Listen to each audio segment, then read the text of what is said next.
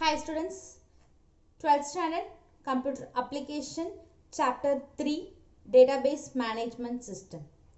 So last class we studied what is database.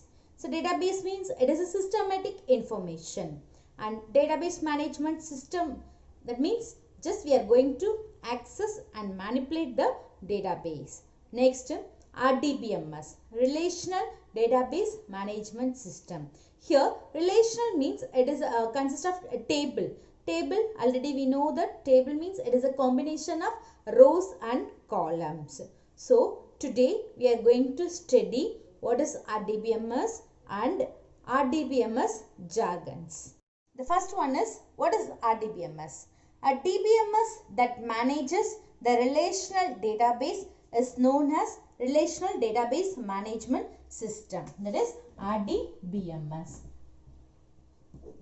Next, RDBMS is a basic for SQL and for all other modern databases like MySQL,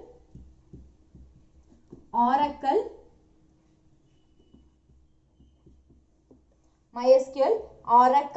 and Microsoft Access.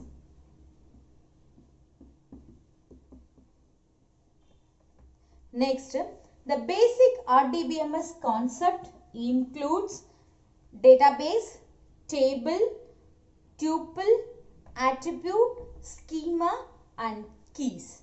So, what is database? So, already we know that database means it is a systematic data. And next one is table. It is a collection of rows and column. Next, tuple. Tuple, it is another name of row is called tuple. Attributes. Attribute is another name of column. And next one is schema. Schema means it is a structure of database. Now, we will study one by one.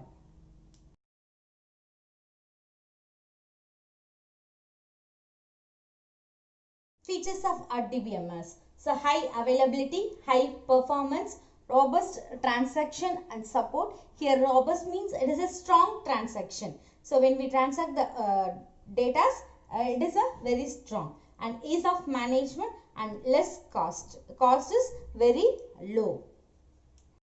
The most popular database is MySQL. Already we know that MySQL is the popular database. Then it is an open source. What is the meaning of open source? Open source means it is a free software. Okay. So open source SQL database supporting in different platforms. Different platform means here it supports Windows, Linux, different operating system. It supports Windows, Linux and Mac OS. Then, okay, now what is table? So table represents the collection of rows and columns. So table means it represents rows and columns. So table is a simple representation of relations. The true relations cannot have duplicate rows. So in true relation means it cannot have a duplicate rows. Next one is, what is column? So column. So the table consists of rows and columns. A table can be divided into smaller part. That smaller part is called columns. So here each column is known as attributes. So another name of column is called attributes. Next, the attribute defined in a table to hold value of same type. So here attribute means it is used to hold the values. Hold means store. Okay. So this is known as attribute domain. So to hold the value means hold the value, that is called attribute domain.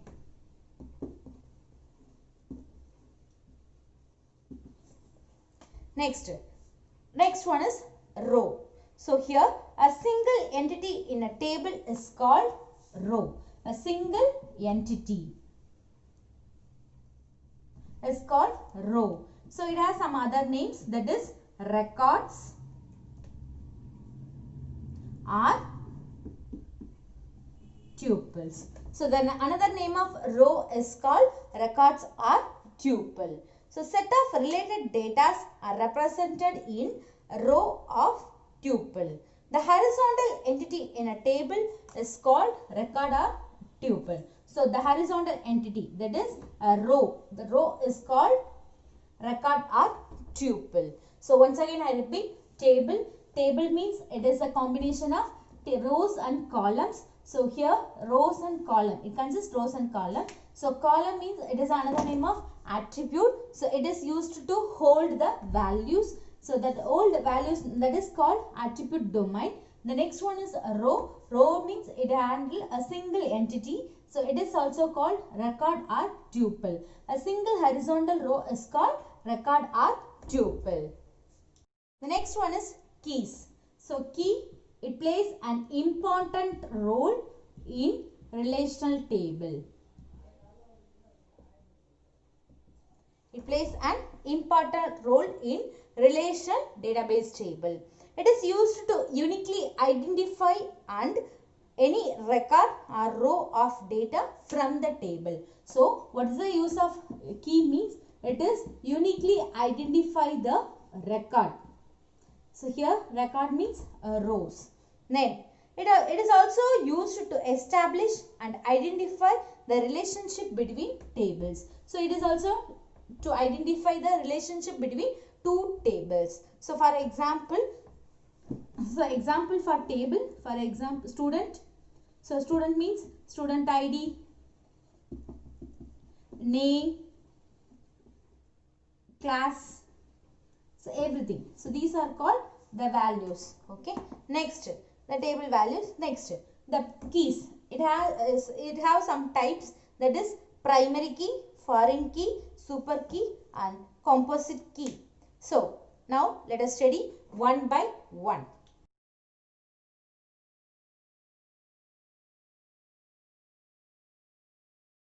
So the first one is primary key. So the candidate key that is chosen to perform the identification task is called primary key. So here and or another name is alternate key. So it is the first key which is used to identify one and only instant of the entity uniquely. Then an entity can contain multiple keys. So it contains multiple keys. So the key which is the most suitable from those lists become a primary key. For example, in a student in a table,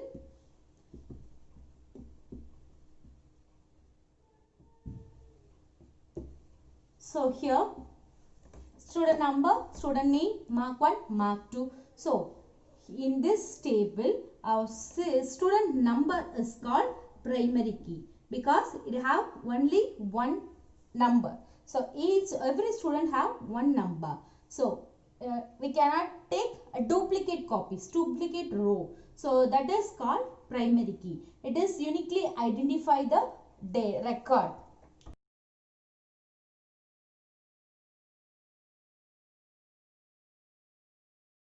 A primary key is more than one attribute is called composite primary key. Then second one is foreign key. So here foreign key is a copy of primary key. It is a copy of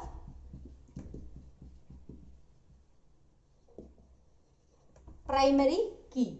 Then that has been exported from one relation into another to represent the existence of relationship between them. That means foreign keys are called columns of the table which is used to point to the primary key of another table. So it point a primary key of another table. The next one is a composite foreign key cannot have some attributes, that is null and other non-null values. A foreign key value do not have to be unique.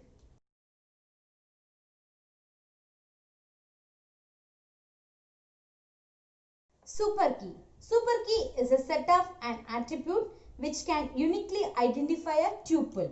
Here already we know that tuple means it is a row. Each super key is also called candidate key. Another name of super key is called candidate key. Then a candidate key is selected from the set of super key. So how we are going to select a candidate key? It select from a set of super key.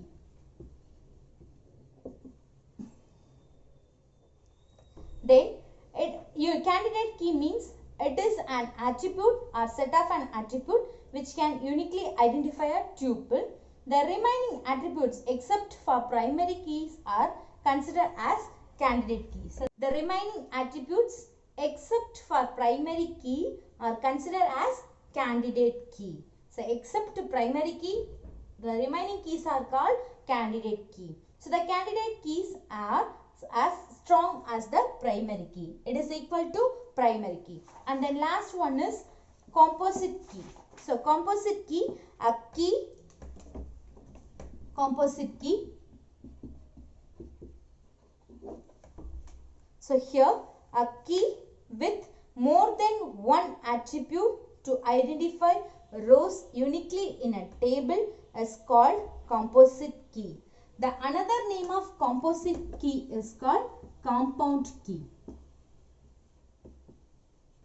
The another name of composite key is called compound key.